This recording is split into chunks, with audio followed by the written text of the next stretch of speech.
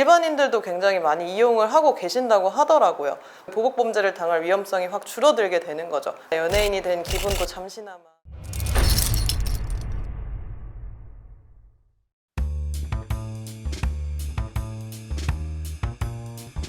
결론부터 말씀드리면 범죄 피해자 보호에 대한 부분은 있어요. 뭐 스마트워치를 준다든지 거주지 인근 순찰을 강화한다든지 이런 부분은 있는데, 특정한 법률의 규정이 없는 이상 접근 금지라는 거는 상대방에 대해서 그 자유를 제한하는 부분이 있잖아요. 그래서 뭐 보복을 가할지도 모른다는 위험에 대해서는 인정을 하지만 뭐 모든 범죄에 대해 이 사람 여기 100m 이내로 접근하지 마세요라는 처분을 수사기관에 할 수 있는 게 아니에요. 일반적으로 피해자분들 요청하시는 거 보면 접근금지 신청해 주세요라고 하는데, 법률에 규정이 있는 스토킹이나 가정폭력 같이 급박한 위험에 노출되어 있는 게 인정된 특정한 범죄에 한해서 가능한 거고, 실제로 다른 범죄들, 성범죄도 마찬가지지만 어떤 사람에 대해서 나에게 접근하지 말아달라라는 법적인 제재를 가하려면 민사적으로 접근금지 신청을 법원에 신청을 하고, 그게 인용이 될 경우에 이제 이 사람의 접근금지 처분이 나오게 되는 거거든요.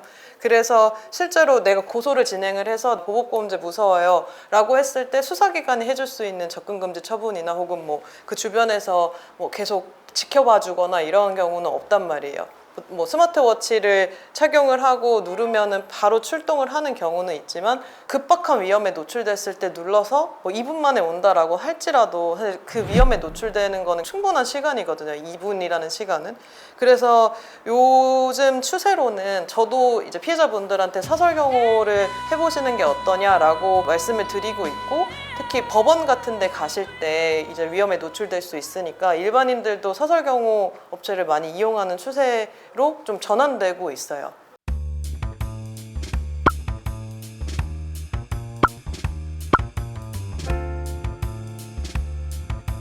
네, 저도 사실 이 피해자 변호사를 하기 전에 이 사설경호 업체를 잘 몰랐을 때는 연예인들 혹은 좀 저명한 사람들이 어떤 외부 활동을 할 때만 쓰는 게 경호원이라고 생각했어요. 사설경호업에 대해서 좀 알아보다 보니까 일반인들도 굉장히 많이 이용을 하고 계신다고 하더라고요. 이혼 소송을 할 때 법원에 가는데 남편이 찾아올 것 같으니까 사설경호원과 함께 동행하여 가는 거죠. 변호사랑 가도 좀 위험이 덜 하긴 하지만 폭력적인 상황이 발생을 한다면 경호원분들이 더 잘 지켜줄 테니까, 뭐 법원 동행, 뭐 경찰서 가는 것도 마찬가지고, 출퇴근 시간이 겁이 난다라고 하면 그 시간대에 맞춰서 사설 경호원을 쓰는 거예요.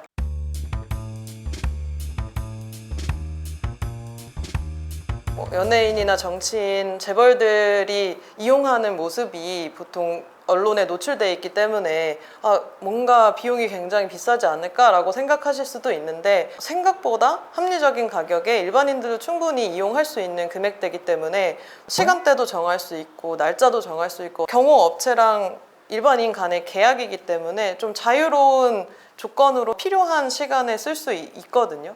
수사기관에서 사전 처분을 할 수 없는 범죄 피해를 당해서 보복범죄의 위험이 너무 두렵다면 수사기관에 의존하기보다는 사설경호업체에 의뢰를 해서 적정한 기간, 뭐 한 달이면 한 달, 2주면 2주, 위험성이 가장 큰 기간이 있잖아요. 내가 고소됐다는 사실을 알고 경찰 조사를 받은 다음에 네가 날 고소했어 막 하면서 가해자도 감정적으로 폭발할 수 있는 그 기간 동안만이라도 집약적으로 경호원을 이용하는 게 좋지 않을까 생각을 합니다.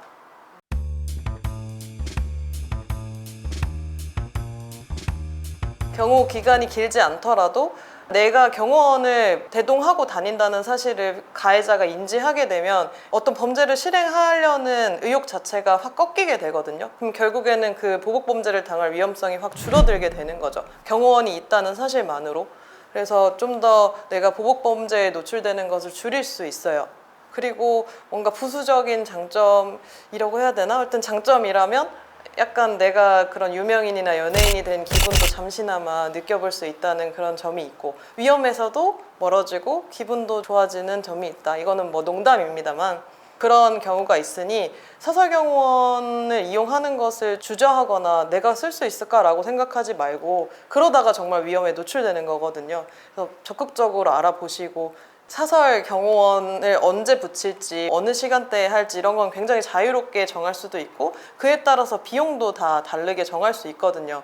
내가 꼭 24시간 경호원을 밀착해서 이용을 해야 되나? 그것도 아니고 내가 출퇴근 시간 딱 짧은 시간만 경호를 받고 싶다라고 하면 그렇게 지정을 할 수도 있고 그에 따라 금전적으로도 다 조율이 가능하니까 위험에 노출되는 것보다는 안전하게 사건을 진행하실 수 있도록 사설경호업도 고려를 해보시는 게 좋을 것 같아요.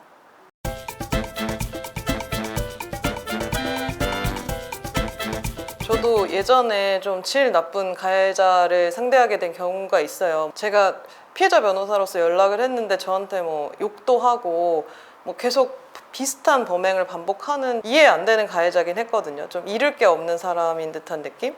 그래서 그 가해자를 이제 상대방으로 두고 있을 때 어느 날 밤에 사무실에서 일을 하고 있는데 그 가해자가 찾아온 거예요.